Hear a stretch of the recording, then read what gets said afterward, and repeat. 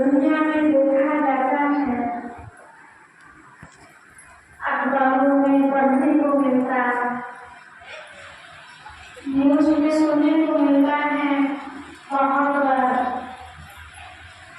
कि दुनिया में रिसर्च किया गया, दुनिया में खोज की गई, चाहे वो भारत देश की बात हो या अन्य किसी देश की बात हो,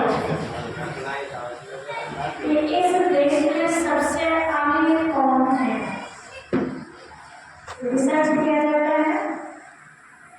और जो सबसे अमीर लोग होते हैं तो फर्स्ट, सेकंड, थर्ड और फोर्थ 4 तरह के लोग निकाले जाते हैं कि ये फर्स्ट नंबर पर है, ये सेकंड नंबर पर अमीर है, ये थर्ड नंबर पर है, ये चौथे नंबर पर अमीर है। तो बाहर के अमीर का तो देखते हैं किसके पास इतने डॉलर है, लेकिन धन संपत्ति है, चल संपत्ति इतनी है और अचल संपत्ति इतनी है। दुनिया वाले केवल उस संपत्ति को देखते हैं जो यहीं से हमें प्राप्त हुई है और यहीं पर हमें छोड़कर उसे जाना है। मैं समझती हूँ कि सबसे बड़ी संपत्ति आज के समय किसके पास है? जिसके पास समय है उसके पास सबसे बड़ी संपत्ति है।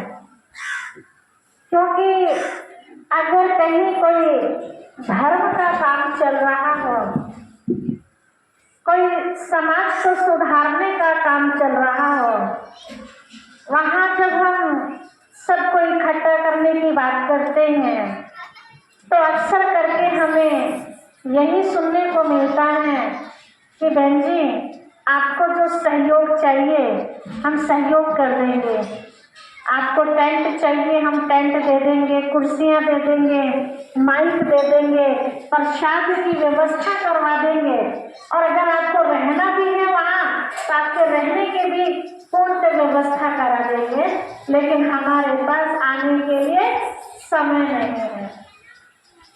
तो वो कितने भाग्यशाली हैं दुनिया के अंदर जिनके पास भगवान के कार्य में, समाज को सुधारने में अपना समय सफल कर लेते हैं।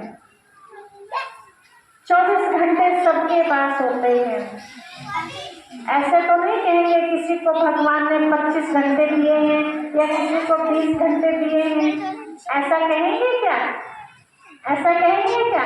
नहीं ना, सबको बराबर समय दिया है और सबको बराबर अधिकार भी दिया है। उस 24 घंटे को हम कैसे सफल करते हैं, कहाँ बर्बादी में लगाते हैं या आबादी में लगाते हैं, ये हमारे अपने ऊपर निर्भर करता है। कई लोग कहते हैं भगवान ने हमें काम ही इतना दे दिया तो हम क्या करें इसमें, हमारे कभी काम खत्म होते ही नहीं। आप प्रैक्टिकल जीवन में देखते हैं कोई कितना भी बड़ा बिजनेसमैन हो, कितना भी बड़ा किसान हो, कितना भी बड़ा गृहस्थी वाला हो या कितना भी बड़ा कोई धर्म का प्रचार करने वाला अपने आप को बहुत बिजी समझते हो, लेकिन दिनचर्या के हिसाब से जो भी हम करते हैं उससे हटकर कई बार हमारे सामने परिस्थितियाँ आ जाती हैं तो हम देखते हैं वो दिनचर्या भी पूरी हमारी ऐसी रहती है और वो परिस्थिति का भी सामना हम कर लेते हैं। उदाहरण के तौर पर आपको रोज 1 बीघा खेत की जुताई करनी है समझो, और अपने घर में जो पशु है उनके लिए चारा भी करना है, दूध भी निकालना है, छोटे मासूम बच्चों को समय भी देना है। वो सब करते करते आपके घर में कभी कभी बीच में मेहमान भी आ जाते हैं, तो क्या उन्हें आप समय नहीं देते? देते हैं ना? क्या उन्हें समय देने की वजह से आप पशुओं को चारा डालना छोड़ देते हैं? वो भी चलता है। क्या बच्चों का खाना पीना छोड़ देते हैं, वो भी चलता है। क्या नहाना धोना छूट जाता है, वो भी चलता है। खेत में जो जरूरी काम है वो भी चलते हैं। और जो मेहमान आए हैं हम उनको भी देख पा रहे हैं। तो वो समय कहाँ से निकल गया हमारे पास, 24 घंटे के अंदर ही निकला ना।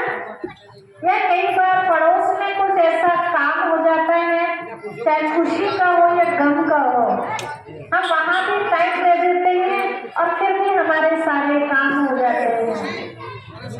तो जब हम और कार्य की वजह से हम साइड में लगा लो। अपने आप को सेटल कर पाते हैं, तो क्या ये जरूरी काम नहीं समझते हम कि भगवान की 2 बातें भी हमें सुननी जरूरी है। जैसे शरीर को भोजन देना बहुत जरूरी है।